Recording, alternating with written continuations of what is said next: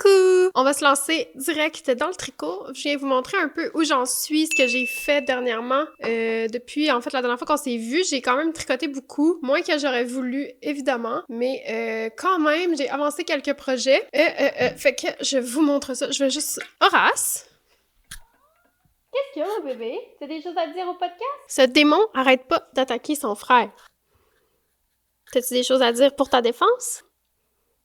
Monsieur Horace Forêt, vous êtes en état d'arrestation parce que vous n'êtes pas gentil avec votre frère. Vous gardez le silence? Là, il est pas content parce que je l'ai empêché d'attaquer Adélard. Sois gentil avec ton beau-frère. Oui, tu l'aimes, Adélard. T'es pas content, bébé, hein? Bon, excusez-moi.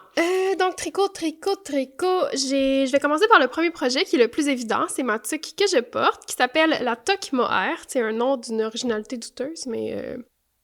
Écoutez, ça a commencé cette tuque-là, en fait, l'année passée, parce que il y a Heirloom Hat, qui est une chapelière montréalaise, qui fait des tuques vraiment belles, puis là, 2 ans, je pense, elle a sorti un modèle de tuque qui est en fait la tuque Centro, le modèle de tuque Centro sur la machine à tricoter, là. Bon, cette tuque-là, puis elle a sorti ça, puis sont tellement belles, ces tuques, puis sont en mohair et tout, puis moi, ça m'avait full inspiré, mais j'étais comme, je vais pas payer pour acheter ça alors que je peux juste m'en faire une. Puis je m'étais acheté du mohair pour m'en faire une, puis j'avais essayé. Fait que ça avait donné ça ici.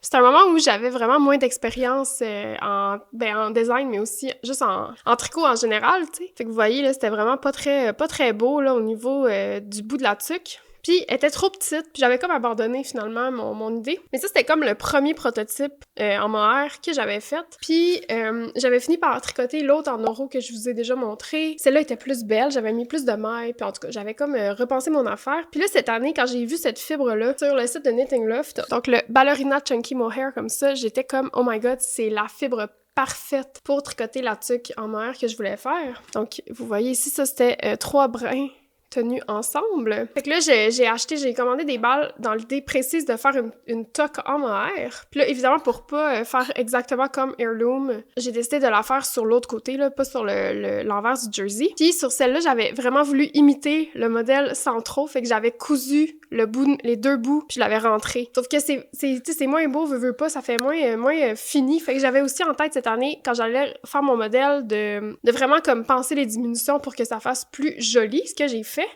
Fait que ça, c'est mon premier prototype. La couleur est tellement belle, là. On dirait comme qu'un peintre est venu poser sa touche sur la tuque. Je la trouve magnifique. Mais évidemment, bien qu'elle soit très jolie, mon sizing était off et mes diminutions aussi, donc j'étais vraiment pas satisfaite de ma couronne de diminution. Je voulais que ça fasse un effet un peu plus élégant en haut, tu sais, comme plus pointu, moins rond, moins ballon, moins chapeau. Fait que j'ai mis ça de côté, j'en ai tout de suite recommencé une que voici. Et là, pour celle-là, j'étais vraiment contente parce que là, ma couronne de diminution est vraiment magnifique, plus élégante. Puis en fait, le principe, c'est un peu basé sur le modèle Centro, mais avec la touche fait main, évidemment, parce que justement, j'ai perfectionné les diminutions. Mais le principe est le même que le patron de la Centro, qu'on vient juste tricoter un vraiment long tube, on rentre une extrémité dans l'autre, swing, et ça donne la tuque. Moi, une des particularités, parce que je le sais qu'il y a la Muscle Bird, comme je disais dans un autre épisode, que c'est le même principe, sauf que moi, la particularité, c'est qu'on commence pas par un montage compliqué pour créer les augmentations puis les diminutions. On remonte des mailles sur le montage, puis on refait le petit put de diminution qu'on vient rentrer. Fait que ça ajoute quand même un élément de facilité là, non négligeable pour la tuque. Voici, puis moi, j'en ai fait une bleue, que je vous montre de près. Puis je l'ai mis sur l'envers du jersey. Fait que c'est ça, je l'adore, je l'ai pas enlevé, là, c'est la première fois que j'aime autant une tuque, je suis vraiment contente. Puis ça, j'ai tout filmé le tutoriel qui sera en ligne bientôt, donc restez à l'affût, il va y avoir aussi un patron papier pour se la tricoter. Voilà, fait que je suis bien contente, elle est vraiment belle, elle vous a vraiment plu, je pense que c'est le genre de tuque vraiment à la mode, là, qui va pas vraiment démoder en fait, fait que je suis super contente. Puis ça, je pense que je vais sur mon échantillon numéro 1, là, je pense que je vais la détricoter évidemment et récupérer la laine. Mais je la défais pas tout de suite parce que mon amie Anne-Marie, que vous connaissez, elle a quand même une grosse tête, puis je vais la garder au cas où celle-là, il fasse vraiment bien. Puis dans le patron, j'ai mis quand même des différentes tailles justement pour adapter, pour que tout le monde puisse adapter. Mais celle-là, ça reste que les diminutions sont pas parfaites. Fait que je vais voir si Anne-Marie veut celle-là ou l'autre, ou adapter en conséquence. En tout cas, bref, on va voir qu'est-ce qu'Anne-Marie choisit. Et pour la suite, Anne-Marie, en fait, toujours m'a commandé ces balles-là. Comme cette couleur, oh my god, donc je vais m'en faire une rouge aussi. Je pense qu'une tuque rouge comme ça, c'est un must dans une garde-robe hivernale. Fait que je vais commencer ça vite. Puis j'ai donc 2 balles, là, ça va vous prendre, si vous voulez vous préparer, là, ça va vous prendre 2 balles de la ballerina chunky, des aiguilles 6 mm en 16 pouces et des aiguilles double pointe pour faire les 2 couronnes de diminution ou du magic loop, ça dépend des techniques là, que vous utilisez, que vous préférez. Ça prend aussi des ciseaux, des marqueurs, le kit habituel, là, un ruban à mesurer, etc., etc. Fait que ça s'en vient bientôt. Je suis très excitée, là. Cet hiver, j'ai comme sorti tellement de patrons de chapeaux, comme j'ai juste tellement d'idées de couvre-chef. Moi, je suis quelqu'un qui adore ça. Les chapeaux, les tuques. Ben, les tuques, pas tant. En fait, plus les bonnets, les foulards, les trucs comme ça, j'adore ça. Fait que je pense que ça va être comme un thing en général sur ma chaîne. Des tutoriels pour 1 million de types de chapeaux différents. j'ai plein d'idées, j'adore ça. J'en porte beaucoup. Fait que je suis contente de voir que à date, il y a vraiment des belles réponses à tous ces couvre-chefs que je vous propose. Fait que voilà pour la toque en mohair. Ensuite de cela, sans grande surprise, j'ai tricoté plein de bonnets d'hiver et ça, le patron il est officiellement sorti. Voilà, donc des petits bonnets de bergère hantée, c'est très important également d'en avoir dans notre garde-robe l'hiver. J'en tricote plein parce que j'en vends en fait, puis là, vu que l'hiver achève, je veux faire un dernier drop pour les chères personnes qui ne tricotent pas, qui me suivent et qui veulent leur petit bonnet en mohair. Pour cette deuxième partie-là, j'en ai fait beaucoup en mohair parce que c'est eux vraiment que les gens aiment et demandent, c'est doux, c'est le fun. Ça, c'est la Drops de Mélodie. Et là, si vous voulez, vous pouvez acheter le patron qui est disponible, je vais mettre le lien dans la barre d'infos, mais le patron, il se tricote sur des 6 mm avec un brin de Gilliatt et un brin de mohair, mais je vais faire une mise à jour du patron avec comment le faire sur des 8 mm avec un brin de gros mohair, parce que je pense que vous aimez ça, ce style-là. Moi, j'ai porte comme ça, là, donc attaché à l'arrière. Je trouve ça trop beau! J'aime tellement ça. Puis là, tout le monde se le fait. Je suis vraiment heureuse de voir ça. Présentement, dans le patron, il y a un tout petit encadré où j'explique comment j'ai fait celui-là. Qu'est-ce que j'ai changé pour la version en 8 mm. Je vais faire un vrai update avec des photos et tout, là. Je vais vous envoyer ça si vous l'avez acheté. Puis vous allez savoir exactement là, quel changement faire. Fait que ça, j'en ai 2 des roses comme ça. Sinon, j'ai fait un avec 2 couleurs comme ça. J'adore ça aussi. Ça, c'est fait avec de la laine qu'une abonnée m'a gentiment offerte. Donc, Sophie, qu'elle s'appelle, qui m'a donné plein de restants de laine. Puis il y avait des restants de gros mohair comme ça. Puis j'étais tellement contente. Parce que c'est comme le mohair parfait, celui-là, là. Puis c'est la Maddy de la maison tricotée, mais cette laine-là est discontinuée. Sinon, je serais allée acheter des cônes entiers, littéralement, à la maison tricotée. Parce que c'est la laine parfaite pour faire ça. Comme, c'est un mohair encore plus gros que le chunky, là, que je vous montrais tantôt. C'est idéal, mais là, c'est discontinué. Fait qu'il y aura juste celui-là qui est disponible dans cette perfection de fibres. Puis là, comme j'avais des restants de mes tuques, j'en ai fait aussi avec la Sadness Garn. Donc, voilà. Voilà, en bleu comme ça. J'ai bien hâte de les mettre en vente. Je pense que les gens vont être vraiment excités là, de leur existence. Je suis moi-même très contente qu'ils existent. J'adore ce patron. Je trouve ça un accessoire parfait. Puis ça fait bien à tout le monde. Ensuite, j'ai aussi fait ça ici. Donc, c'est comme un cache-oreille, toujours en mohair. Mais ça, c'est du mohair vintage que j'avais. C'est un mélange de mohair et d'acrylique. Oh, je suis coittée.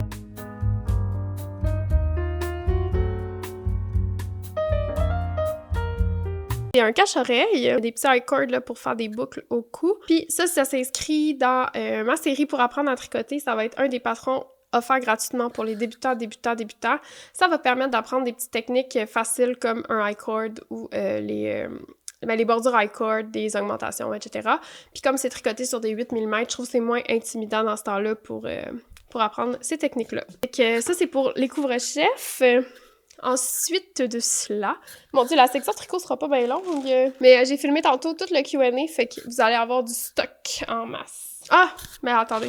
Sinon, sur mes aiguilles, présentement, il y a un autre bonnet bleu, comme ça, qui est dans lequel je tiens un brin de mohair, du mohair de Sandnes Garn et un brin de ce mohair-là. Non, ça, c'est pas le bon.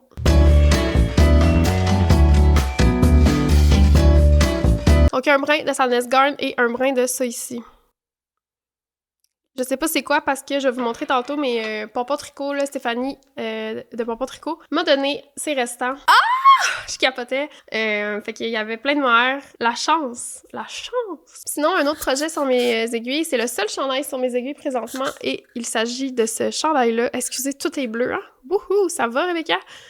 Ce chandail qui est une commande qui s'inspire du mood board que je vais vous mettre à l'écran. Je pense que ça fait 4 fois que je parle de ce chandail-là, puis du mood board, puis je dis je le mets à l'écran, puis je le mets jamais à l'écran.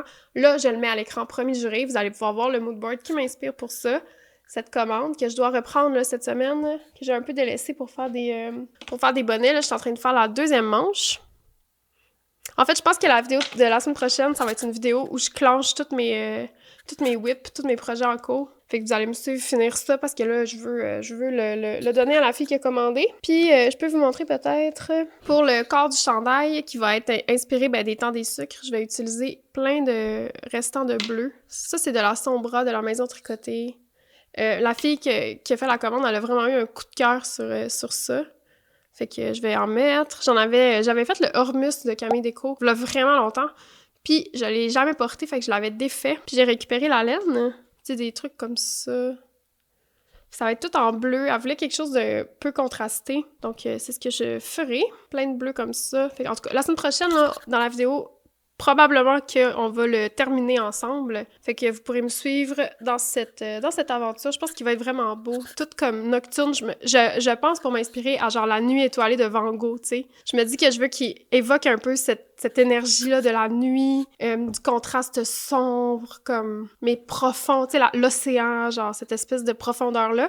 Puis la fille, elle m'a dit qu'elle adorait se baigner, l'océan, l'eau. Fait que je pense que, tu sais, le chandail peut avoir cette espèce de côté intriguant-là que l'eau d'un lac la nuit peut avoir.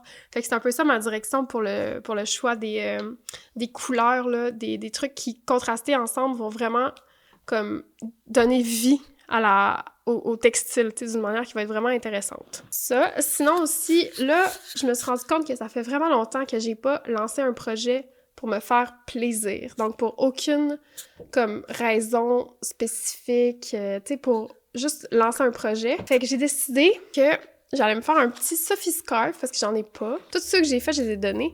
Fait que là, dans ce que Stéphanie m'a donné, il y avait quelque chose que j'étais comme « Is this a joke? » Fait que je vous montre ça. Genre, regardez cet écheveau.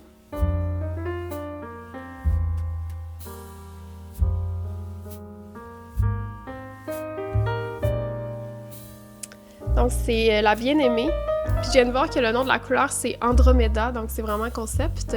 Donc, tête à la main à Paris, c'est du suri. Donc, un mélange de 74% de bébé suri et de soie. Je suis sans mots qu'elle m'a donné ça, j'en reviens pas.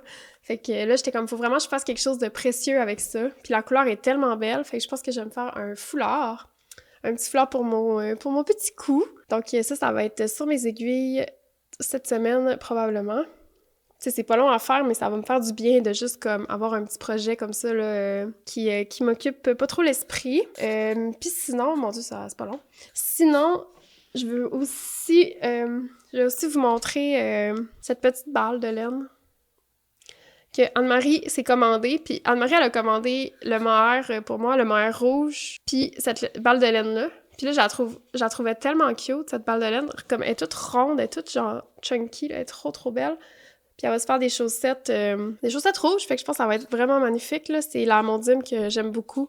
Une laine en bas qui a pas de nylon dedans. J'avais fait... Ah, attendez, je vais vous les trouver. Je me suis déjà fait des bas en Mondim. C'était avec cette couleur-là.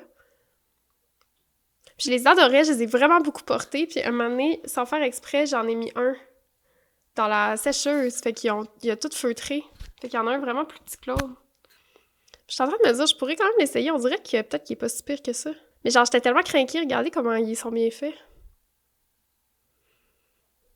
Je pourrais peut-être ramasser du courage puis me faire une autre paire. J'en ai. En plus, ma mère, elle m'a donné des restants de mon dîme. Donc, peut-être je pourrais. Tu sais, ils ont jamais percé puis je les avais beaucoup portés, là. Ils sont restés vraiment beaux. Fait que, en tout cas, à voir. Peut-être que je vais me faire des chaussettes en mon dîme. Parce que là, toutes les bas que j'ai commencé en fingering depuis 1 an et demi, j'ai jamais complété. J'ai jamais fini. Fait que je sais pas si c'est réaliste de ma part de penser que je vais compléter une paire de bas, mais tu sais, sait-on jamais. Fait que voilà, c'est tout pour la section tricot. C'était vraiment pas long, hein? On va se voir la semaine prochaine pour la suite de ces activités que je vous laisse pour le petit Q&A.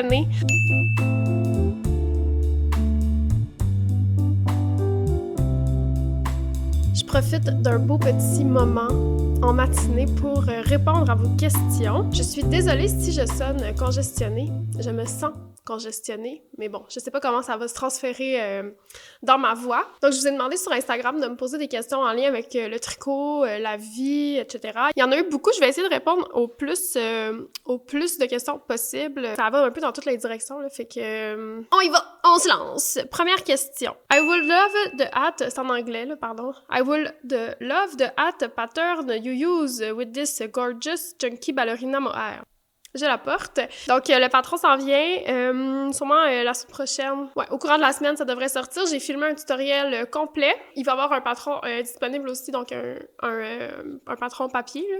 Qu'est-ce que je voulais dire? C'est tricoté avec la Chunky Mohair. Là, j'ai une testeuse qui l'essaie avec des brins de mohair triplés. Fait que c'est à voir si ça peut fonctionner. Je suis pas sûre que ça peut marcher avec plein de fibres. Faudrait que je l'essaye avec la laine, un brin de laine, parce que le compte de maille est super différent de la version brune en oro que j'avais fait. Fait que je sais pas, là, faut que je fasse des tests, mais je vous conseillerais de juste prendre la laine que j'ai utilisée si vous la voulez, parce que ça fait aussi partie du look, je trouve, là, fait que... En tout cas, mais je vais faire des tests, là. Bon, pour la prochaine question, je vais faire un trigger warning sur les animaux, parce que la personne a posé une question sur la maladie que mes chats ont eu, puis je vais parler un peu d'animaux malades et de chats malades. Si jamais vous aimez pas ça, référez-vous au chapitre dans la barre d'infos pour passer la section puis aller à la prochaine question. Donc, la personne me dit « Peux-tu raconter l'histoire de la pif de tes chats? Je viens de perdre mon chaton de cette maladie. » Donc, premièrement, je suis vraiment désolée de lire ça. Donc, toutes mes condoléances pour toi. C'est vraiment difficile et je le sais. Première chose à savoir, si vous n'êtes pas familière avec ça, la pif, c'est la péritonite infectieuse féline. C'est une mutation du coronavirus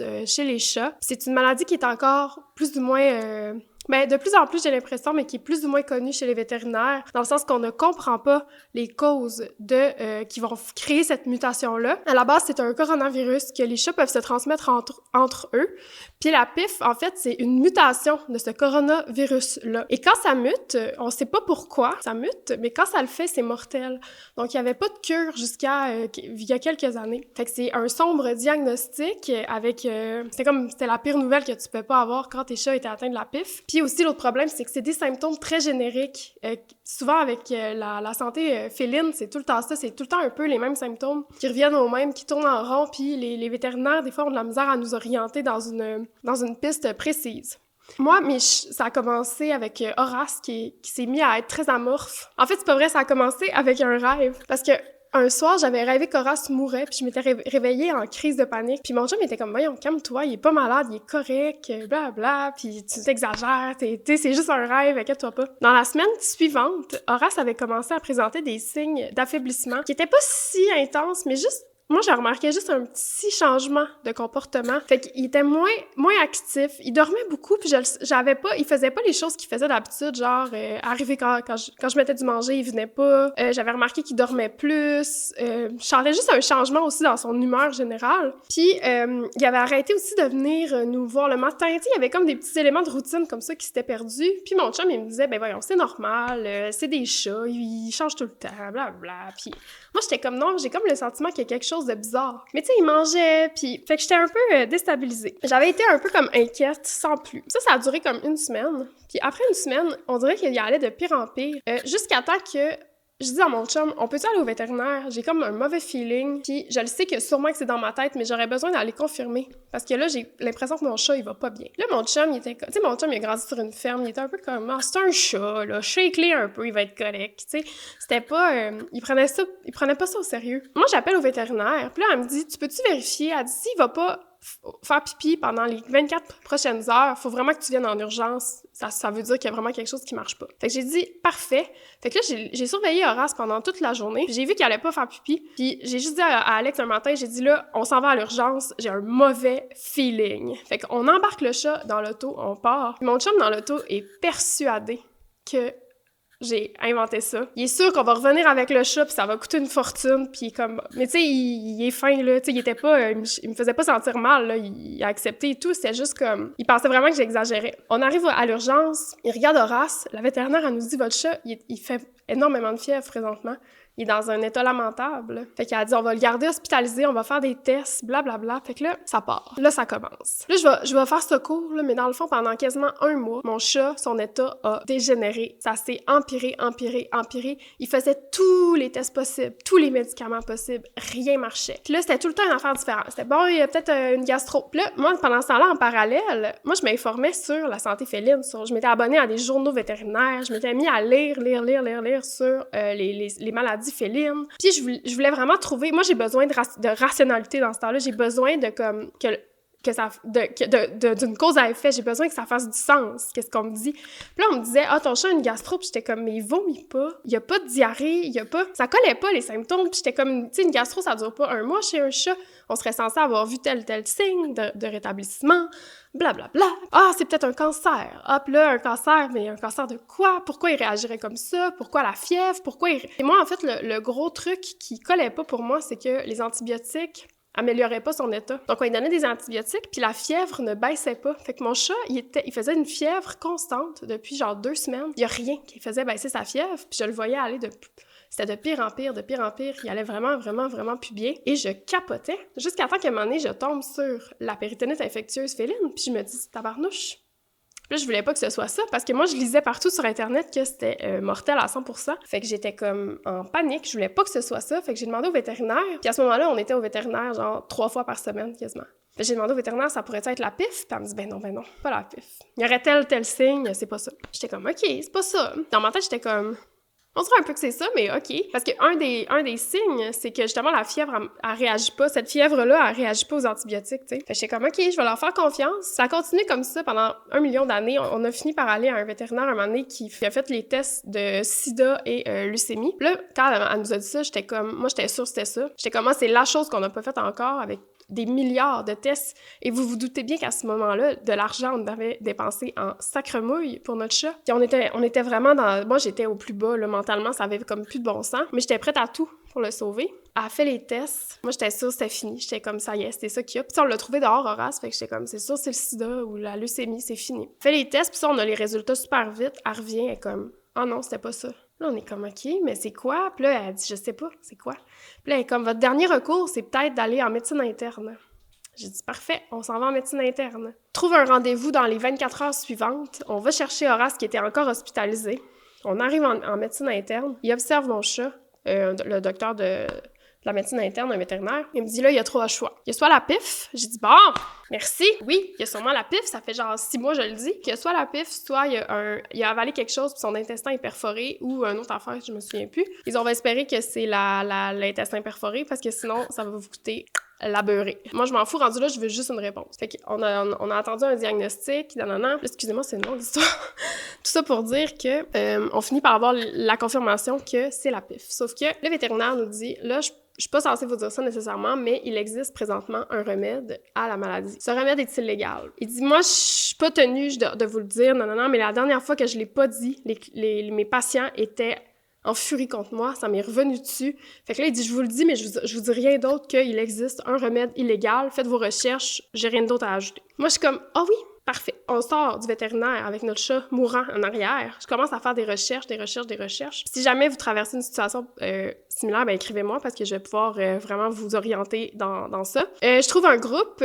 Je vais rester très vague, OK, parce que je veux pas nuire à tout ça. Je trouve un groupe, je me rends compte qu'il y a un médicament, que ça fonctionne, et il y a des milliers de témoignages. J'écris à quelqu'un, on me répond, j'envoie des trucs pour mon chat, bam, on me confirme, c'est la PIF, on trouve le médicament, je vous dis pas comment, on trouve le médicament, on se le procure, on lance le traitement le lendemain matin. Mon chat revient, je le vois dans ses yeux. Fait que ça a pris à peu près 1 semaine, 2 semaines. Ça faisait 1 mois qu'il dégringolait son état. Ça a pris 1 semaine. Il était revenu comme avant. Puis au moment où on a commencé le traitement, là, Horace, il était intubé, il y avait un collet, il était... J'étais là dans un tel état de crise. Puis quand on s'en allait en médecine interne, j'avais dit, tu sais, il était vraiment amoché, là. Tu sais, je me disais, moi, c'est vraiment le dernier recours parce que là, après ça, je peux plus... Là, je vais pleurer. Mais j'étais comme, je peux plus le voir comme ça. Tu sais, c'est rendu égoïste, là, le garder en vie. Mais il y avait quelque chose qui me titillait dans le fait de pas savoir qu'est-ce qu'il y avait, tu sais. J'étais comme, je peux pas juste le laisser partir comme ça, genre, pis je sais même pas qu'est-ce qu'il y a. Ça a pas de bon sens. Fait que j'avais dit là, Horace, là, montre-moi que tu veux vivre. Genre, j'ai besoin que tu me montres que t'es là, genre, pour comme, qu'on sente que ça vaut la peine tout ce qu'on fait. Il avait été très... tu sais, j'avais comme senti de l'énergie, là. Fait que j'étais comme, OK, on continue, tu sais. Fait que là, quand le traitement s'est mis à marcher, là, l'euphorie que j'ai vécue, ça avait pas de bon sens. Fait que ce traitement-là, il a duré 3 mois, en fait, puis mon chat est redevenu guéri. On est retourné en médecine interne à la fin du traitement, puis le vétérinaire, il était comme... J'en reviens pas. Il était comme... Il y a pas une seule trace dans son système de cette maladie-là. Il est revenu comme neuf. Tu sais, vraiment, on a réparé Horace avec ça. Mais le pire, en fait, qui s'est passé, c'est que pendant qu'on traitait Horace, Adélard est allé se faire castrer. Puis un des éléments communs des déclencheurs de PIF, donc de la mutation, c'est des genres de chocs nerveux, si on veut. Fait que la castration, des fois, ça peut faire ça chez les bébés animaux. Fait qu'Adélard, on est allé porter Adélard à son rendez-vous, puis j'avais un mauvais feeling, encore une fois. Très mauvais feeling. Moi, mes chats, c'est vraiment mes enfants. Je me sens liée à eux d'une manière assez spéciale. Fait que j'avais un très mauvais feeling. Je voulais même pas aller le porter, puis Alexandre, il était comme « Rebecca, c'est une opération quotidienne. Les vétérinaires, ils font ça tout le temps. Il peut rien arriver à notre bébé. » J'étais comme « OK, je vais te faire confiance encore une fois. » Hey, tabarnouche de bine, on va le porter. Dans les jours suivants, je me rends compte qu'il se remet pas. Il se remet pas. Puis là, je suis comme, mauvais feeling, j'ai l'impression que c'est la PIF. Puis là, Alex, il est comme, ben non, Rebecca, il n'y a pas la PIF, franchement. C'est pas contagieux, la mutation. Je dis, je sais que c'est pas contagieux, mais là, il y a tous les signes. Je vous épargne le récit numéro 2, mais Adélard a eu la PIF, donc on a payé 2 traitements. Mais pour Adélard, on a vraiment raccourci les rencontres au vétérinaire parce que moi, je suis retournée au vétérinaire avec Adélard pour être sûre, évidemment, que c'était pas un truc de son opération qui avait mal cicatrisé, blablabla. Là, on a commencé à me dire les mêmes affaires qu'avec Horace. Ah, c'est une gastro. Ah, c'est un cancer. Ah, je sais pas. Faudrait faire tel test, puis tel test. Puis il y en a des tests. Il y en font. Puis on dirait qu'ils sont pas qualifiés des fois pour analyser les résultats. C'est comme, je sais pas. Puis là, moi, j'étais comme, dès que je suis allée au vétérinaire, j'étais comme, ça peut être la PIF? Non, c'est pas la PIF. J'étais comme, OK, là, la cassette, là, sur repeat, là, non. Fait que j'ai essayé de me faire confiance.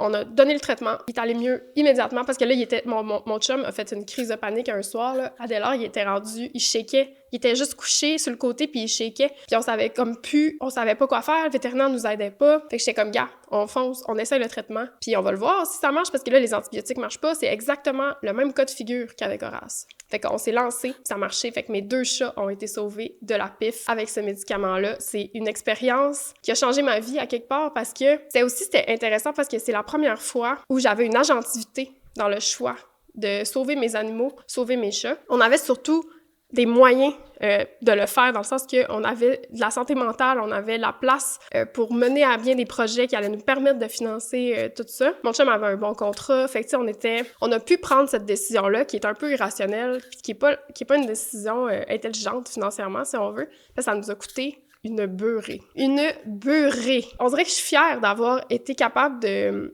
l'avoir faite, en fait. Puis tous les matins, je vois mes 2 chats, là, mes 2 bébés, là. Puis je suis comme... J'ai 2 chats en santé présentement.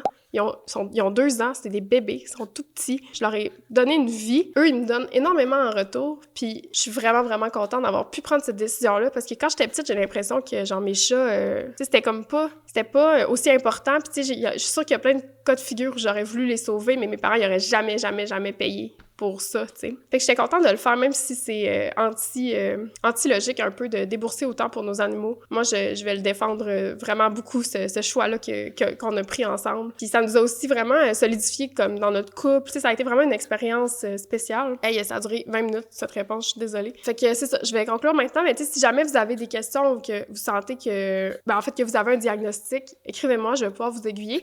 En plus, j'ai le bonheur d'annoncer que maintenant, ce médicament que moi j'ai donné illégalement à mes chats, il est maintenant légal, donc les vétérinaires peuvent se le procurer. Ça, c'est un autre truc vraiment important là, à savoir avec cette histoire-là. Vous n'avez plus besoin de faire des choses douteuses. pour l'avoir. Ouf, hein?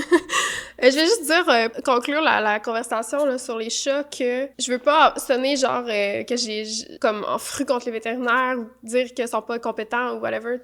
Est-ce qu'il y a des choses que je considère qui ont été mal gérées dans mon histoire? Absolument, mais c'est du cas par cas, puis je suis pas en train de dire de plus aller au vétérinaire puis de soigner vos animaux vous-même.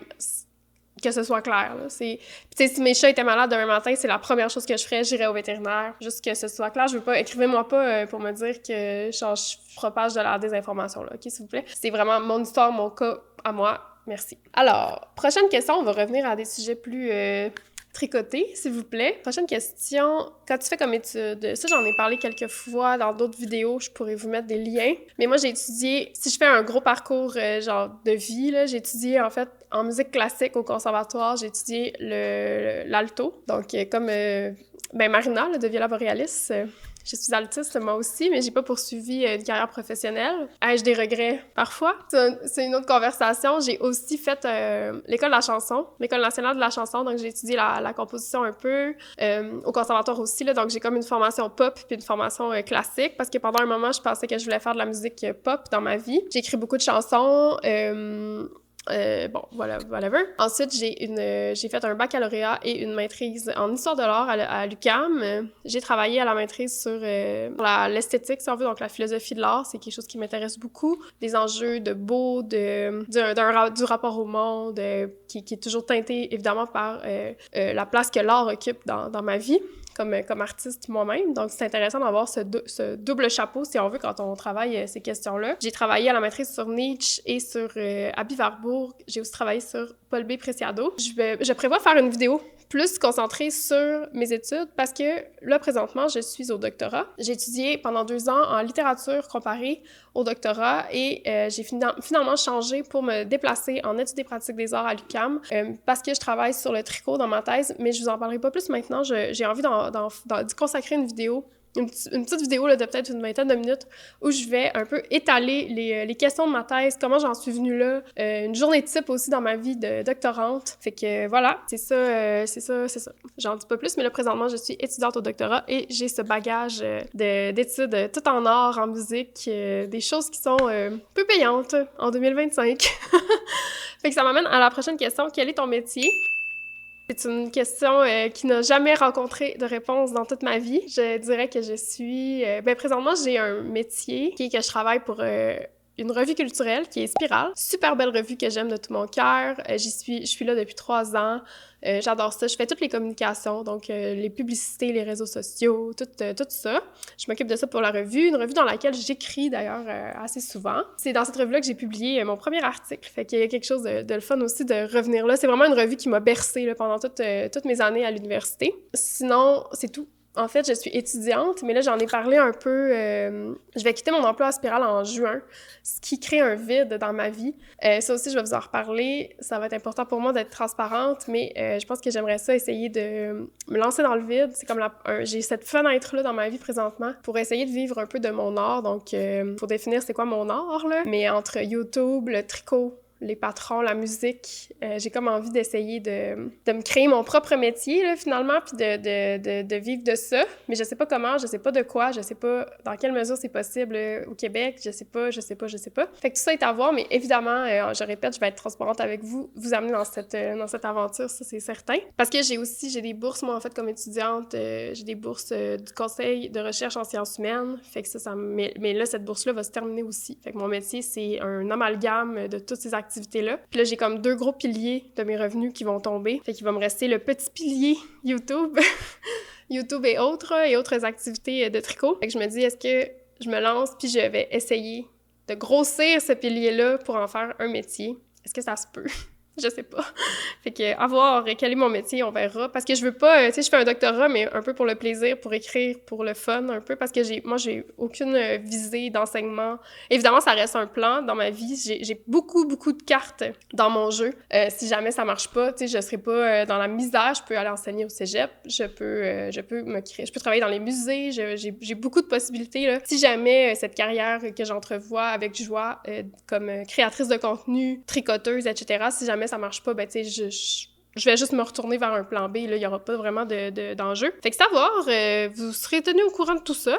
Ensuite, des questions un peu plus techniques. Puis ça, je vais les répondre brièvement, puis ça m'a donné plein d'idées pour des vidéos tuto, fait que je vais pouvoir approfondir. Puis si jamais c'est pas des choses que je maîtrise, ben je vais vous renvoyer à des gens qui le maîtrisent. Fait que, par exemple, faire des belles transitions pour les rayures, j'en ai aussi un peu parlé. Moi, j'ai jamais vraiment trouvé de méthode qui me plaise. Je sais qu'il y a une méthode qui existe, je vais vous mettre un lien. J'ai vu un tutoriel d'ailleurs, je pense de Nathalie Bergeron, il y a quelques jours. Je cherchais des manières, justement. Puis elle montrait que quand tu glisses les 3 dernières mailles, tu tricotes, puis tu glisses tout le temps les 3 dernières mailles de ta couleur, en fait. Ça crée vraiment un beau joint. Sauf que je ne sais pas si c'est valide pour des rayures de plus de 2 rangs, ou en tout cas, je sais pas. Sinon, moi, j'ai déjà fait d'autres techniques là, qui consistent à comme accrocher la maille du rang d'en dessous sur le nouveau rang, puis tricoter ces 2 choses-là ensemble, sauf que ça crée une lisière, là, on le voit. Puis j'aime moins ça, j'aime ça quand c'est invisible. Fait que moi, dernièrement, ce que j'ai commencé à faire, c'est que quand je fais des rayures, je m'en vais à plat, puis je couds sur la jonction des rayures. Fait que là, c'est complètement invisible, puis j'ai pas à gérer de techniques comme ça, qui pour moi laissent souvent des traces. Fait que c'est ça, mais je sais qu'il y a des méthodes, là, c'est pas, tu sais, je suis pas en train de dire c'est impossible. Moi, parce que moi, j'aime ça travailler à plat, fait que ça me dérange pas d'aller vers ça, mais je sais qu'il existe des manières de le faire, puis je pense que je vais te mettre le tutoriel de Nathalie Bergeron pour la méthode que je me souviens plus du nom. Puis sinon, je pense que Claude Tricot doit avoir aussi des vidéos sur ça, qui sont toujours vraiment bien faites, là, fait que ça vaut la peine. Ensuite, une technique pour faire un bind-off à l'italienne à la fin d'un pull sans se retrouver avec un fil de 20 km de long. Ça, vous voyez, je suis pas la bonne personne pour répondre à ça, parce que moi, je fais pas ça. Des italiennes bind-off et tout. Moi, je fais un bon vieux rabattage, une main par-dessus l'autre. C'est pas parce que je suis pas capable de faire les autres bind-off, je les ai toutes essayées, je les ai toutes faites. Je n'éprouve aucune satisfaction à faire ça. Je n'éprouve aucune satisfaction du résultat. À un moment donné, je le faisais par pression, presque, c'est con, mais comme une genre de pression sociale, de comme... T'es pas une vraie tricoteuse fancy si tu fais pas tel petit bind-off qui prend 8 ans à faire, puis 45 ans de préparation. Au final, c'est pas compliqué, mais moi, dans ma tête, finir mes pulls, ça me tentait pas juste parce que j'avais pas le goût de faire le maudit bind-off qui me prenait tellement de temps. J'ai longtemps fait aussi le sewn bind-off, donc celui que tu viens tout coudre, pis ça, c'est long. J'étais comme, mais là, c'est pas juste ça à faire! Fait que j'ai appris juste à maîtriser parfaitement mon bind-off, mon rabattage, parce qu'il était très serré, là, tu sais, on s'entend, c'est comme un bind-off qu'il faut bien faire, sinon il est pas vraiment beau. Puis, tu sais, il vient tout ramasser par en dedans. Fait que j'ai juste comme perfectionné ce rabattage-là, puis maintenant, je fais toujours celui-là, et il me rend heureuse, puis surtout, c'est pas long. Puis j'avais entendu, en fait, Inga de Knitting Traditions, à un moment donné, qui disait qu'elle faisait ce bind-off-là, puis j'étais comme... Pour vrai, on peut faire ça? Genre, OK. Parce que moi, on dirait que je me sentais obligée de pas le faire, tu sais. J'étais comme, pas faire ça, tu sais. Fait que quand elle avait dit qu'elle faisait ça, j'étais comme, oh mon Dieu, mais elle, fait dire ses chandails, c'est pas genre une torture. Moi aussi, je veux que ce soit comme ça. Fait que c'est ça, à partir de là, j'ai commencé à faire ça et je n'ai jamais arrêté. Mais si j'avais besoin, pour une raison X esthétique, de faire un bind-off spécifique, je le ferais, tu sais. Fait que c'est pas... Bref, j'ai pas du tout répondu à la question. Tout ça pour dire que je suis pas la bonne personne pour répondre à ça parce que je ne le fais pas. Tes must, outils et accessoires tricot mercerie. Ouh, bonne question. J'en ai pas vraiment des must, honnêtement. Mes ciseaux, j'ai des ciseaux que j'adore, qui sont pour moi un must. Puis c'est les ciseaux noirs que j'ai achetés, pas dans un magasin de tricot, mais bien au Livali, qui est une quincaillerie. Ils vendent ça comme des ciseaux artisanales, là, tu sais, c'est comme juste une espèce de pince, puis ils sont tellement pointus et coupants qu'il y a un petit bouchon qui vient avec, puis ils sont vraiment solides, sont gros, sont ultra coupants, surtout, ils brisent pas. Les petits ciseaux, là, qu'ils vendent tout le temps dans les magasins de tricot, là, c'est un peu trop... Moi, je les ai toutes cassées, alors que ceux-là, puis ils s'accrochent en plus, fait que ça, je les adore. Ça, c'est un must, mais tu sais, c'est pas un obligatoire, là. Vous pouvez utiliser des ciseaux de cuisine, là, si vous voulez. Puis c'est tout, là, j'utilise, comme vous savez, je suis pas très cossin, là, fait que j'ai pas vraiment des musts. Trouvez ce que vous aimez, puis vos musts à vous seront les miens. Voilà, pour cela. Qu'est-ce que tu as appris en faisant ton doctorat qui t'a le plus surpris? Ça aussi, j'y reviendrai dans ma vidéo consacrée à ma thèse, mais tout ce qui concerne la place du tricot pendant les guerres, ça m'a fascinée et vraiment surpris. Mais j'en dis pas plus, je vais y revenir dans une autre vidéo. Je sais que ça fait longtemps que je vous les promets, ces vidéos-là, là.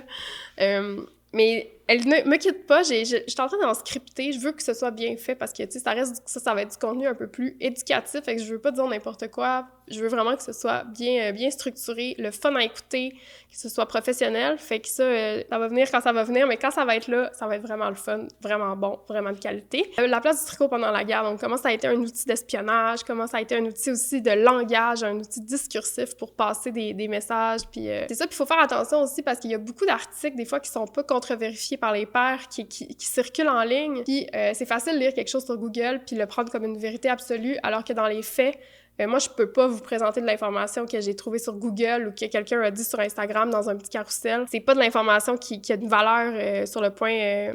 d'un point de vue comme académique, si on veut, fait que je veux pas nourrir ma réflexion de ces sources-là, bien que parfois, c'est tout vrai puis c'est pas parfait. Fait que je suis aussi à la recherche je consulte des sources qui sont fiables pour créer ces vidéos-là, fait que c'est vraiment long. Puis surtout, je fais ça un peu comme en parallèle de mes recherches de base là, pour ma thèse, fait que c'est sûr que c'est plus long, mais faites-moi confiance, ça vaut la peine d'attendre. Ensuite, comment faire des beaux cakes de laine sans parapluie et d'enrouleur? Ben moi, je fais pas de cake, je fais des ronds, je fais des boules de laine. Il existe un objet, j'ai oublié le nom, qui est comme une espèce de thé de bâton. Ça, je pense, ça fait des cakes. Si je me trompe pas, je vais te le mettre à l'écran si je le trouve. Mais sinon, moi, je fais des boules. Je mets mon écheveau soit sur des chaises ou même sur mes genoux des fois. Puis ça si je le sens qu'il va s'en mêler, genre du mohair, je le mets sur des chaises pour être sûre de garder le rond. La laine rustique, ça s'en mêle pas vraiment, fait que je le mets juste sur mes genoux, puis je roule. Ça fait des belles boules. Je mentirais pas, des fois, je le fais faire par mon chum. J'ai la gorge tellement sèche, je me suis pris un café limo pour m'hydrater et me réveiller. OK, alors pas une question, mais j'aimerais beaucoup en apprendre plus sur la laine et les différentes fibres. Peut-être une vidéo? Oui, une vidéo! Ça va s'en venir très bientôt. J'ai commencé officiellement ma série Apprendre à tricoter. Je me suis ressaisie et ça va sortir avec le patron de la TUC. Il va y avoir une autre vidéo consacrée aux points de base et éventuellement, très vite, il y aura une vidéo consacrée aux aiguilles et une vidéo consacrée aux différentes fibres dans laquelle je vais un peu vous parler de tout ça. Là. Comment se démêler, par où commencer.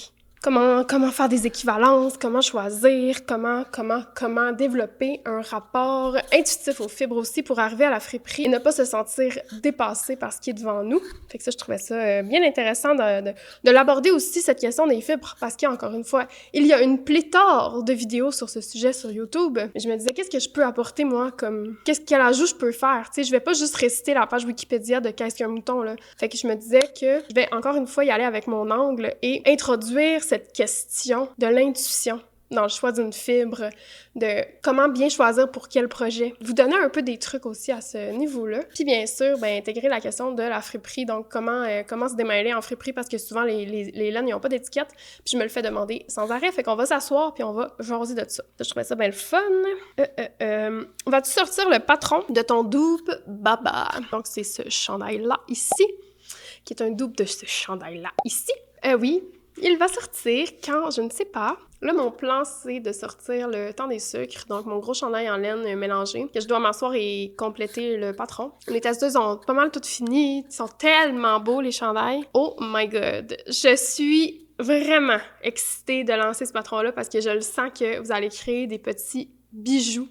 J'ai trouvé ça vraiment le fun. Puis là, je suis en train d'écrire un peu comme une introduction qui va être dans le patron parce que je veux vraiment que vous vous imprégniez de l'énergie que ce patron-là demande, c'est-à-dire d'un peu se délester de la pression de performance, puis de se laisser aller, puis d'oser détricoter, d'oser refaire, d'oser, en fait, venir écouter son désir, puis que le chandail soit vraiment à votre image là, à la fin. Puis là, c'est drôle, il y a plein de testeuses qui sont sur leur deuxième déjà, puis qui sont comme « OK, j'aime pas la bordure, je défais. » On défait. Puis là, c'est le geste du patron, c'est comme de s'écouter. Puis je trouve que ça crée des chandails qui sont vraiment hot. Vraiment, vraiment, vraiment hot. Fait que je suis vraiment excitée. Je suis comme, ils sont plus beaux que les miens, là, ceux que les gens ont fait. Fait que j'ai vraiment hâte de le lancer. Quand ça va être fait, ben là, je vais pouvoir comme enclencher un nouveau processus de test de chandail. Mais là, celui-là, comme j'avais expliqué, je pense, une autre fois, je vais le faire, dans le fond, je vais le faire tech edit avant de l'envoyer en test. Fait que je dois d'abord l'écrire. Puis j'ai reçu mes livres pour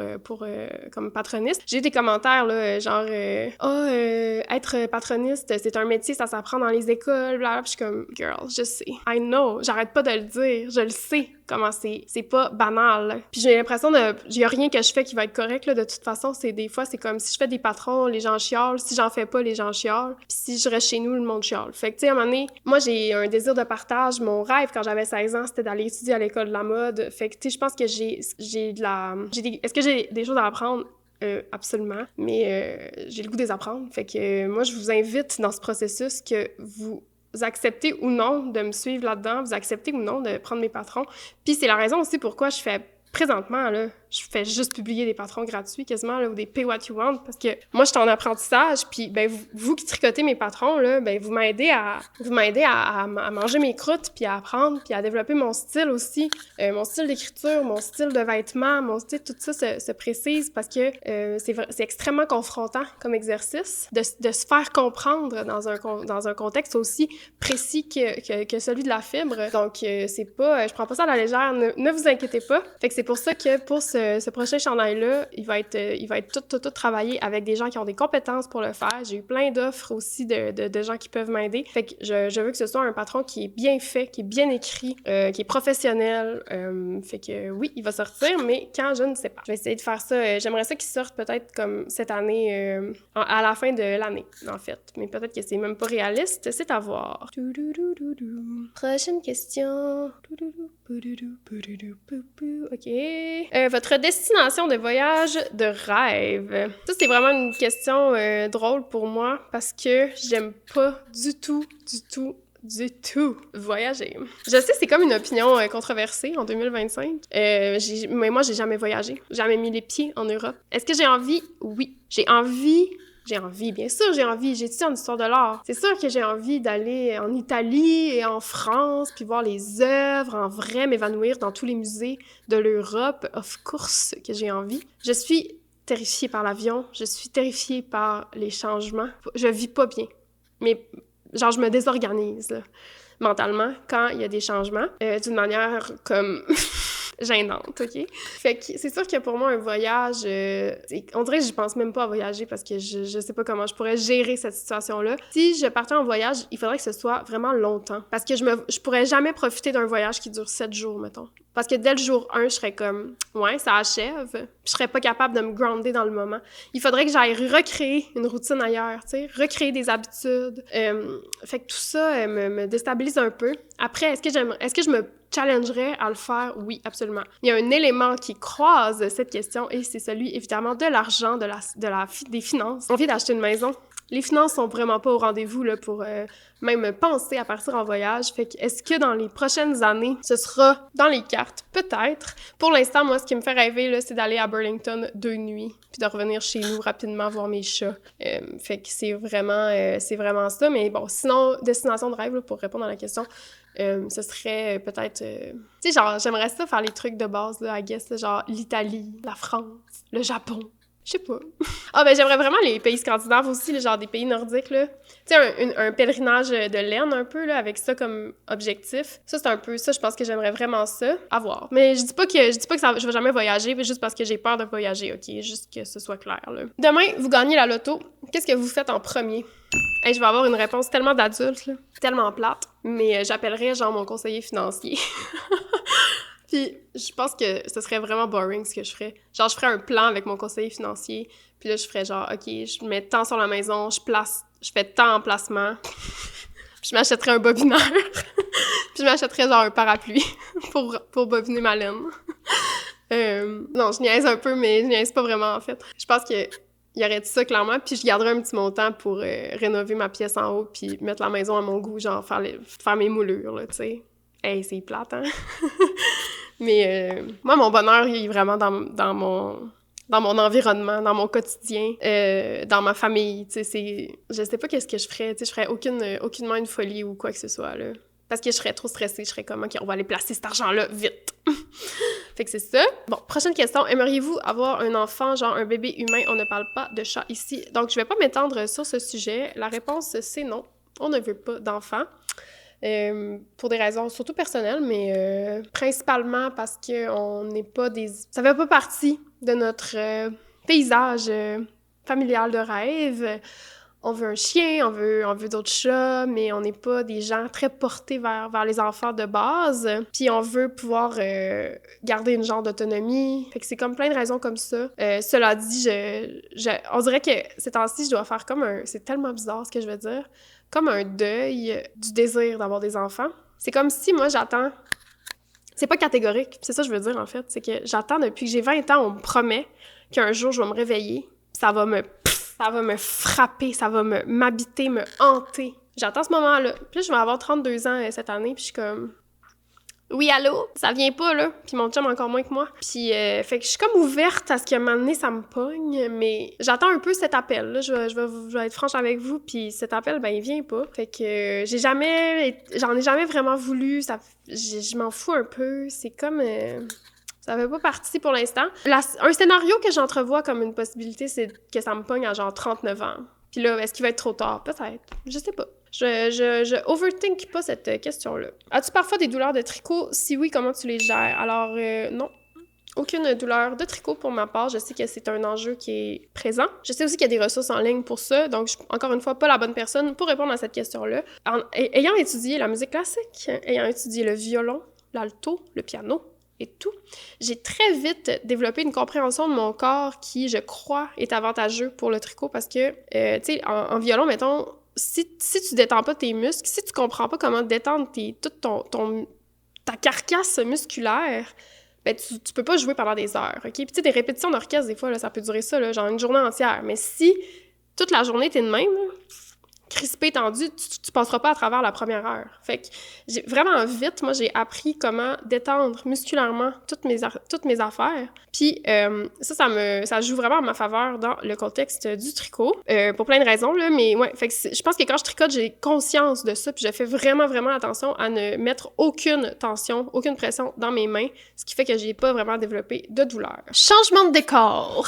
On continue. Je dois m'arrêter sans arrêt pour recharger ma pauvre caméra qui peine à fournir. Fait que c'est pour ça que là, j'ai comme fait des trucs, puis là, ben, on est au 2e étage. Je sais pas si je vous ai déjà amené. On continue les questions. On était rendu aux douleurs de tricot. OK, encore une fois, là, moi, je suis vraiment pas qualifiée pour parler de ça. Fait que non, j'en ai pas. J'ai une hypothèse sur pourquoi j'en ai pas, mais ça veut pas dire que c'est une loi absolue pour tout le monde. Fait que juste prendre ça à la légère, puis c'est ça, prendre ça à la légère. Si vous avez des douleurs, de prendre ça au sérieux aussi, de pas juste comme vous dire que ça va passer ou que prenez ça au sérieux. Pour être aussi, si vous avez fait un peu de sport, vous le savez, là, faut jamais prendre ça à la légère. Même une petite tension, des fois, ça vaut la peine d'aller vérifier auprès de professionnels. Donc, je vous invite à faire cela. Ensuite, merci pour tes contenus que j'adore. À quand un patron de cardigan colère? Quelqu'un a lu dans mes pensées? Il y aura un cardigan colère. J'en ai un dans mon chaudron, OK? J'ai tellement hâte de commencer ça. Je vous en dirai pas plus. Je vais juste vous dire qu'il va être bleu et vraiment inspiré d'un cardigan que ma grand-mère a tricoté. En fait, de 2 cardigans que ma grand-mère a tricoté et d'un patron des années 90. Puis ça va être texturé. J'en dis pas plus. Et vraiment oversize. Genre, une vraie coupe vintage, OK? Ça va être cousu. Je vous avertis, c'est cousu. Of course que ça va être cousu. En plus, c'est un cardigan, fait que c'est déjà à plat, fait que je me dis que ça va pas être pire de le faire en panneau. Mais là, ça va pas être tout de suite, évidemment, parce qu'avant ça, il y a le chandail, le Dope Baba, qui va sortir. Fait que, tu sais, ça nous met à l'année prochaine, là, littéralement. Fait que ça va venir. Puis j'hésite, on dirait, à les sortir trop tôt. Je veux dire, j'hésite à les montrer trop vite, parce que après ça, j'ai l'impression que vous les attendez. Puis là, je reçois plein de commentaires, puis j'ai l'impression, en fait, de comme péter ma balloune, parce que j'en parle pendant tellement longtemps, puisque mon processus est tellement lent que, tu sais, j'ai l'impression de vous tanner après un certain temps avec trop de patrons. Fait que je sais pas si je vais vous le montrer quand je vais avoir... C'est ça, je vais vous le montrer. Je serais pas capable de pas le montrer. Mais ouais, il existe dans ma tête dès que j'ai fini certains projets là, sur lesquels je dois me pencher. Je vais embarquer ça sur mes aiguilles. Je vais le faire avec une laine que j'attends, en fait, que ma mère va m'apporter. Fait que je vous en dirai plus éventuellement. Mais le cardigan colaire de vos rêves est en route, mes amis. Ensuite, est-ce que tu pourrais nous expliquer ton parcours universitaire et professionnel? Bon, ben, mon parcours universitaire, je l'ai un peu fait tantôt. Mon parcours professionnel, j'en ai pas. Moi, j'ai des petites job-ins, là. J'ai travaillé dans des commerces. J'ai travaillé beaucoup dans des fromageries. J'ai une expertise cachée de fromagère, donc je connais sur le bout des doigts les fromages, ben pas tous les fromages, mais beaucoup de fromages. Je suis une passionnée de fromage et j'ai adoré travailler en fromagerie. Ça a été mon premier emploi et ça a été J'ai fait quasiment 10 ans dans des fromageries. J'ai adoré parce que c'est tellement de connaissances, puis c'est une forme d'artisanat aussi, fait que j'ai vraiment apprécié ça. Sinon, j'ai travaillé à la maison tricotée aussi, vous m'avez peut-être croisé là, j'ai été là quand même un bon moment. Après ça, qu'est-ce que j'ai fait? Non, c'est surtout ça, des petites job-ins de même, là. Je suis pas la plus passionnée, j'ai pas vraiment d'ambition de carrière, là. Tu sais, j'ai pas un emploi de rêve ou des trucs comme ça. Voilà pour mon parcours professionnel. Qu'est-ce qui te manque le plus de ne plus vivre à Montréal? Bonne question. Je dirais que c'est vraiment niaiseux, mais c'est les petits cafés. Genre la culture du café, dans le sens de comme aller travailler dans un café, aller à pied quelque part, puis voilà, la marche. C'est comme les deux choses qui me manquent. Tu sais, d'aller partout à pied, parce que je l'avais déjà dit, là, mais moi, je marchais vraiment beaucoup à Montréal. Je faisais tout à pied. Tu sais, genre, si c'était 40 minutes de marche, je le faisais à pied. Puis 45 minutes, je prenais le métro. Tu sais, fait que j'avais comme cette barème-là.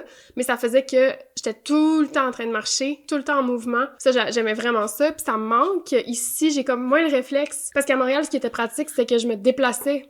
Tu sais, il y avait comme un besoin, tu sais, ça servait à quelque chose que je marche, alors que là, maintenant, il faut que, tu sais, de manière consciencieuse, j'aille prendre une marche, qu'il n'y a pas d'objectif, puis j'ai pas ce réflexe-là, mais j'aimerais ça le développer, là, éventuellement, c'est juste que là, il fait tellement pas très beau, il fait tellement froid ces temps-ci que j'ai comme pas vraiment le réflexe d'aller marcher pendant 1 heure. Puis j'habite sur un domaine privé, fait que c'est comme, tu sais, c'est une petite rue, là, puis sinon c'est une rue vraiment beaucoup passante, fait que j'ai vraiment pas le réflexe d'aller me promener. Ça viendra, j'ai un tapis roulant, là, tu sais, fait que des fois je vais genre marcher sur mon tapis roulant dans le garage, plein de poussière, fait que c'est un peu déprimant, j'ai pas vraiment le goût non plus de faire ça, mais bon.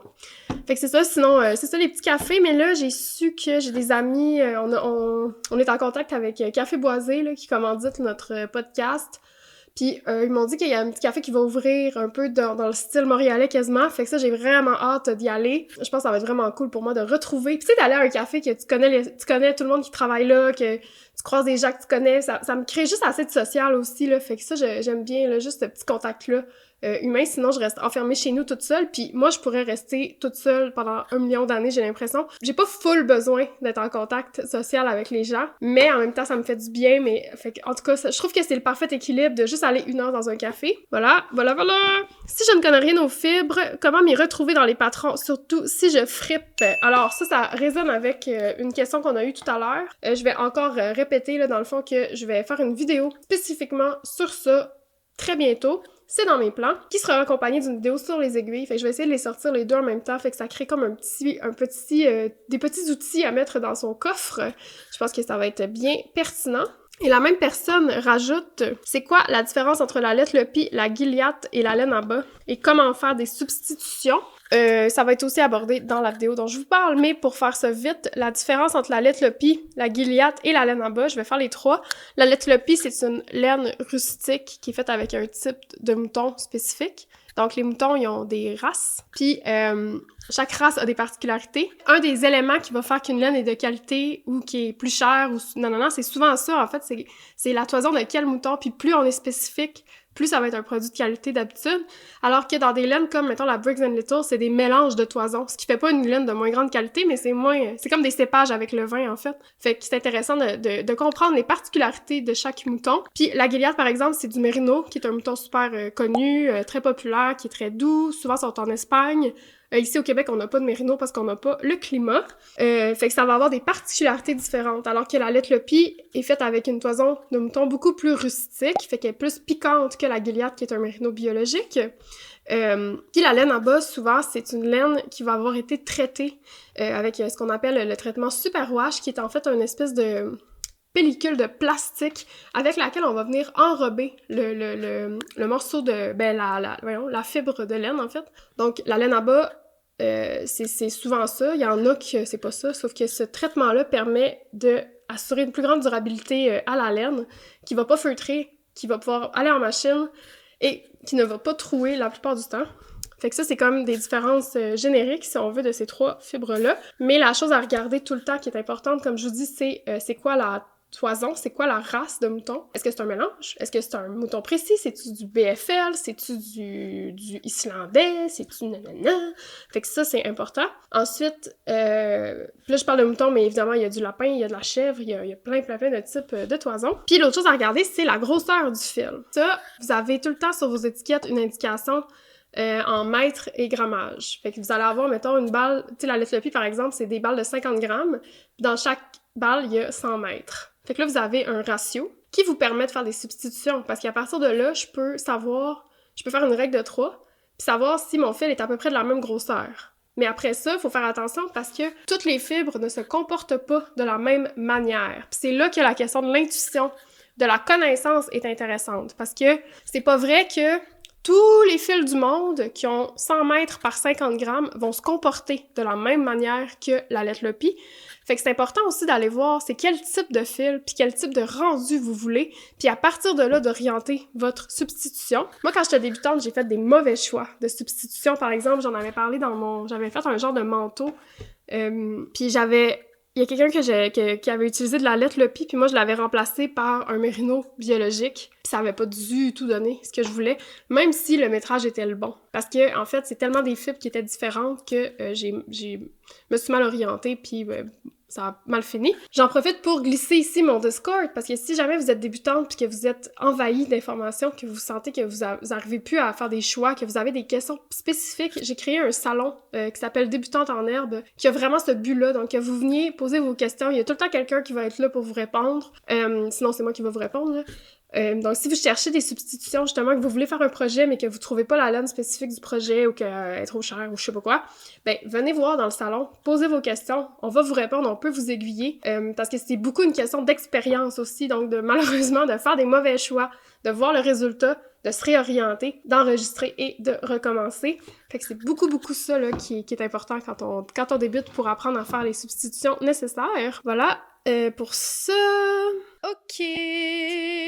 Bon, je réfléchissais à la question là, des fibres et tout, là, puis il y a une chose que je veux vous dire aussi qui est vraiment importante, puis c'est de pas penser que parce qu'il vous manque des connaissances, donc parce que vous voyez qu'il y a une grosse partie que vous ne comprenez pas ou que vous ne connaissez pas encore, que ça veut dire que vous n'êtes pas apte à lancer des projets et à faire des expériences. Fait que c'est pas parce que vous êtes intimidé par la masse d'informations que vous pourriez savoir que ça veut dire que vous n'êtes pas compétente pour lancer des projets, pour vous informer une chose à la fois, tu sais. Fait que si, par exemple, vous trouvez une fibre belle, ben prenez le temps d'aller voir. C'est quoi? C'est quelle taille? C'est quelles aiguilles? Etc. Puis sur les étiquettes des laines, vous allez toujours avoir des référents sur l'échantillon, les aiguilles à utiliser, la composition aussi. Fait que ça peut être un point de départ plus objectif, si on veut, pour lancer ces expériences-là. Fait que souvent, vous allez avoir un référent d'aiguille. Puis ça, c'est comme la brochette d'aiguille dans laquelle vous pouvez tricoter cette fibre-là. Et à partir de là, vous pouvez faire des tests, puis toujours compter combien de mailles vous obtenez. Puis là, ben, ça vous donne des informations sur tout ça. Parce que en fait, le nombre de mailles par pouce, c'est plus important que la taille de la laine au final, tu sais. Fait que vous allez apprendre à connaître en même temps votre échantillon, votre tension, vos préférences, blablabla. Je conclurai avec ceci, là, sur la question des fibres, de juste lancez-vous dans des tests. Faites une petite scientifique de vous. Entrez en laboratoire. Puis prenez un après-midi, là, au lieu d'essayer de faire un projet, prenez des laines, prenez des aiguilles, puis testez des affaires. Comptez, essayez des points. Avoir tout le temps cette espèce d'échantillon brouillon, là, que vous n'aurez pas la pression de performer dedans, que ça vous dérange pas. Vous échappez des mains et vous les laissez, vous essayez de les rattraper ou pas. Moi, ça m'a vraiment aidé à un peu comme dédramatiser le tricot, plutôt que de me lancer tout le temps dans des projets, puis là, de me retrouver avec plein d'erreurs, puis là, de me sentir coupable, de me sentir mal, de pas oser défaire parce que là, je vais abîmer mon beau mohair qui m'a coûté cher. Puis c'est quand j'ai pris de l'acrylique puis des aiguilles, puis je me suis dit, OK, gars, je fais n'importe quoi, là, on s'en fout, je vais essayer telle affaire, j'essaie telle affaire, ça me tente plus, je défais, on s'en fout. Puis ça dure, tu sais, c'est un après-midi, là, au final, puis ça va vraiment, vraiment être bénéfique pour votre apprentissage. Bon. Là, ça suffit. On va passer à une autre question. Parce que là, ça va durer 60 milliards d'années, comme d'habitude, en fait. Il reste 2 questions, comme je vous disais. Qu'est-ce qu'on va... Première question, j'ai été un peu comme... OK, je vais vous le lire. C'est une question controversée. Tricoter la laine d'une compagnie en sachant que le mouton de qui tu tricotes la laine finira dans l'assiette de quelqu'un. Je ne serais pas capable. Je veux savoir ce que tu en penses dans ton prochain podcast. C'est genre... c'est beaucoup de pression pour une seule femme. Je trouve que c'est une... Je pourrais pas répondre parce que c'est trop complexe. Il y a trop d'intersections. Il y a trop de composantes à prendre en compte. Il y a trop d'éléments. Peu importe ce que je vais dire, je vais me faire ramasser. Fait que je vais vous avouer que j'ai pas envie de prendre position. Cela dit, je pense en fait, de manière transparente, j'ai même pas d'opinion. J'ai pas une opinion tranchée là-dessus. J'en ai parlé brièvement dans un autre épisode, mais je suis moi-même présentement dans une réflexion sur ma consommation de viande. Donc, tout ce côté-là utilitaire des animaux, c'est une question éthique qui est très, très complexe. Je sais pas. Parce que, tu sais, la question éthique avec la laine est présente aussi, qu'on les consomme, qu'on les mange ou pas. Il y a des pratiques abusives qui sont assez communes sur les différentes fibres, particulièrement sur tout ce qui est les grosses compagnies commerciales. Même si c'est pas des moutons qui vont être consommés pour la nourriture, c'est des moutons qui vont être souvent maltraités dans tout le processus de tonte, etc., qui seront pas nécessairement tenus dans les meilleures conditions de vie. Fait qu'il y a quelque chose, moi, dans l'aspect circulaire de ça, donc d'utiliser l'animal pour sa laine, pour sa viande, etc., d'y donner une vie décente, de le garder libre, blablabla, que ce soit des producteurs locaux aussi. Fait qu'il y a cette composante-là qui me semble non négligeable, versus, par exemple, une laine qui sera pas mangée. Une laine qu'on va utiliser à un animal qui n'est pas mangé, mais que le mouton va être soumis à plein de pratiques abusives tout au long de sa vie, qui ne sera pas entretenu dans des conditions qui sont saines, etc. Fait que je suis pas sûre que c'est vraiment... La question de l'éthique se pose sur juste le fait qu'on va manger la viande de l'animal. C'est une question qui touche toute la vie aussi de l'animal, son entretien, son rapport aux humains qui l'entourent, etc. Fait qu'il y a tout ça qui serait à penser, en fait, puis que je pense pas penser maintenant. En fait, c'est que ce serait malhonnête de ma part de réfléchir à ces questions-là, en fait, de réfléchir publiquement à ces questions-là, alors que j'ai même pas d'opinion, que c'est pas résolu non plus en moi, cette pratique-là. Faut pas penser que toute la laine est nécessairement... provient nécessairement d'un processus 100% éthique et gentil envers les animaux, ce serait pas vrai non plus. Est-ce que... J'essaie de culpabiliser personne présentement. C'est pas un exercice de culpabilisation. Au contraire, c'est vraiment lancer une réflexion. Ce que je fais, je lance une réflexion. Si vous avez des opinions plus tranchées, je suis très ouverte à les entendre à ce sujet. Moi, une des manières que j'ai un peu contourné ça, c'est de travailler avec du seconde main. Fait qu'il y a quelque chose de revalorisation, de revaloriser là, des fibres abandonnées qui, moi, me conforte, si on veut, me fait sentir bien dans ma consommation. Après, j'achète quand même de la laine, puis je prétends pas du tout à accéder à une forme de neutralité écologique et éthique là, en faisant ça, vraiment pas. Fait que voilà, je vais pas m'étendre là-dessus, mais je suis ouverte à vous entendre en commentaire ou si vous voulez aller réagir sur le Discord, là, ça permet souvent des discussions plus longues et plus réfléchies. S'il vous plaît, faites-le avec respect, il y a pas lieu de se choquer contre personne, ni contre moi, ni contre les autres, fait que s'il vous plaît, restez respectueux dans les commentaires. On va passer à une dernière question avant que cette vidéo dure 1 an. Dernière question, est-ce que tu tricotes en regardant la télé ou juste comme ça, comme activité méditative? Donc, je fais les deux. Le tricot, moi, ça m'accompagne au quotidien dans toutes mes activités, pas juste devant la télé, mais c'est aussi quand je cuisine, quand je fais n'importe quoi en voiture, dans mes cours. Je tricote en tout temps. Souvent aussi, juste comme activité méditative, là, ça m'arrive de juste m'asseoir puis tricoter. Avant, j'écoutais beaucoup des podcasts, j'aimais ça, mettre des podcasts puis tricoter, mais là, j'en ai comme plus que j'aime des podcasts audio. Fait que j'ai moins tendance à faire ça. Fait que voilà, ça conclut cette petite portion de Q&A. Bon, c'est l'heure de conclure, parce que sinon, on va jamais conclure. Merci d'avoir été là cette semaine encore. J'espère que cette petite vidéo vous a plu, que vous avez eu un petit moment de détente en ma compagnie. Si vous avez aimé la vidéo, je vous invite à vous abonner à ma chaîne, à laisser un petit commentaire ou une mention j'aime, à me rejoindre sur tous mes réseaux sociaux. J'ai Instagram, TikTok, il y a aussi le réseau Discord, où vous trouverez la grande communauté Colère, c'est comme un gros group chat où on parle de tricot du matin au soir. Si vous ne voulez manquer aucune vente de laine, c'est là que ça se passe. Il y a plusieurs salons dédiés à plein de sujets. Fait que vous allez trouver votre compte certainement. Si vous voulez nous rejoindre, tous les liens vont être dans la barre d'infos. Qu'est-ce qui s'en vient pour nous? Ben, il va y avoir le tutoriel d'Atuc, le patron qui vont sortir éventuellement. Fait que restez à l'affût de ça. Je viens toujours vous faire un petit coucou sur YouTube quand ça sort. Sinon, j'ai aussi un Ko-fi. Donc, si mon contenu vous plaît, vous pouvez laisser un petit don. C'est toujours bien apprécié. J'ai aussi ouvert la possibilité de devenir membre de ma chaîne YouTube. Qu'est-ce que ça veut dire être membre? Ça veut dire que mensuellement, vous déboursez un petit montant. J'ai mis 2 paliers, donc un à 5$ et un à 10$. Donc ça veut dire que mensuellement, vous remettez à ma chaîne cette somme, donc 5$ ou 10$. Moi, ça fait toute la différence pour moi. Ça me permet de vous créer du contenu encore meilleur, mais surtout, ça montre à YouTube qu'il y a des gens qui sont engagés dans cette chaîne-là, qui est super important pour développer et grossir ma plateforme. Fait que c'est vraiment, vraiment apprécié. Et là, depuis janvier, en fait, j'ai lancé ce mois-ci la vidéo exclusive pour les membres. Donc, ce sera à chaque mois une vidéo que je fais juste pour vous, que personne d'autre ne peut voir. Fait que si ça vous tente d'avoir toujours mensuellement un petit vlog supplémentaire où je suis toujours un peu plus intime, personnelle, devenez membre de ma chaîne pour la somme de 5$ ou 10$ par mois. Vraiment, ça fait la différence dans ma vie. Fait que voilà, merci 1000 fois d'avoir été là. Je vous aime et je vous dis à la semaine prochaine. Bye!